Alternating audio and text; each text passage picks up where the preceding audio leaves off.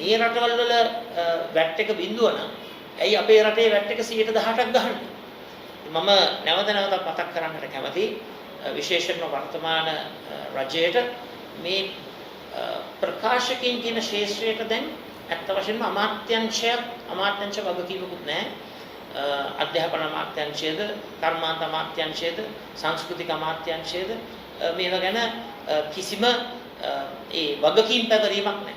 ඒ කියන්නේ ඇත්ත වශයෙන්ම මේ ශේෂ්ත්‍රයට කිසිම වගකීමක් අමාත්‍යංශ පද්ධතිය තුල නැහැ.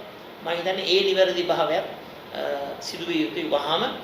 ඒ වගේම මේ අපේ ඉලක්කය අපේ අරමුණ සාක්ෂරතාවයේ වැඩි රටක්, දැනුම් සම්භාරය වැඩි දියුණු කරන රටක්, උගතුන් බුද්ධිමතුන් බිහි කරන රටක්, කියවීමේ සමාජය ප්‍රවර්ධනය කරන රටක් නම් මේ පොත් ප්‍රකාශක ශාස්ත්‍රයට ඇත්ත වශයෙන්ම රාජ්‍ය මැදිහත් වීම තුළ මේ වැට් එක බිඳුවටම බස්සන්නට ඕන.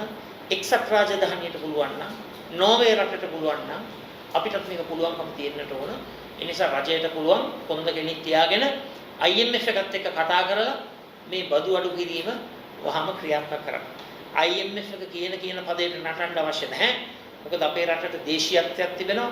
අපේ රටේ දේශීය ආර්ථිකයේ ගොඩනැගීමේ වගකීම තියෙන්නේ අත් වශයෙන්ම අපේ රටට, රටේ ජනතාවට, රටේ ජනවරමක් ලැබුණු රජයට. ඔබ වර්ම ලබා ගැනීම උදෙසා කිව්වනම් වැට් එක බිඳුවට ගිනවයි කියලා පාර්ලිමේන්තුවේ එලිපිටම ජනාධිපතිවරයා විපක්ෂයේ മന്ത്രിවරයෙක් හැටියට පාර්ලිමේන්තුවේදී ප්‍රකාශ කරා නම් මම හිතන්නේ ජනාධිපතිවරයා හැටියට මේ බිඳුව කිරීම, ඒ ප්‍රකාශකයින්ට ගහන වැට් එක බිඳුව කිරීම අත්‍යවශ්‍යයි. මොකද ඒ තුලින් අපිට පුළුවන් පොත්පත්වල මිල අඩු කරලා විශේෂයෙන්ම අපේ රටේ දැයේ දේශයේ දූපතුන්ගේ උගත්කම, බුද්ධි වර්ධනය, කියවීමේ උනන්දුව, ඒ ප්‍රවණතාවය ප්‍රවර්ධනය කොට සැබවින්ම දැනුම කේන්ද්‍රීය රටක්, දැනුම කේන්ද්‍රීය ආර්ථිකයක් ගොඩනගන්න.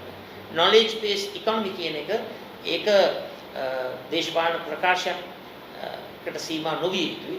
එය මහ පොළොවේ සත්‍යයක් යථාර්ථයක් බවට පත් විය යුතුයි. මේ සත්‍ය නිර්මාණය වෙන තෙක් විශේෂයෙන්ම මේ රටේ උගත්කම, බුද්ධි වර්ධනය පිළිබඳව පිළිබඳව ඉහළතම ප්‍රමුඛතාවයක් ලබා දෙන ප්‍රගතිශීලී පක්ෂයක් හැටියට සමගි ජන බලවේගයේ අපි අනිවාර්යෙන්ම මේ වැට් එක 0 කරනකම් මේ ප්‍රකාශන තුළ අපි රටේ කියවීමේ ප්‍රවර්ධනය වෙනුවෙන් සිටින ජනතාව වෙනුවෙන්, ඒ පුද්ගලින් වෙනුවෙන් අපි මේ සටන ප්‍රජාතන්ත්‍රවාදීව ක්‍රියාත්මක කරනවා කියන එක මේ අවස්ථාවේ ප්‍රකාශ කරනවා.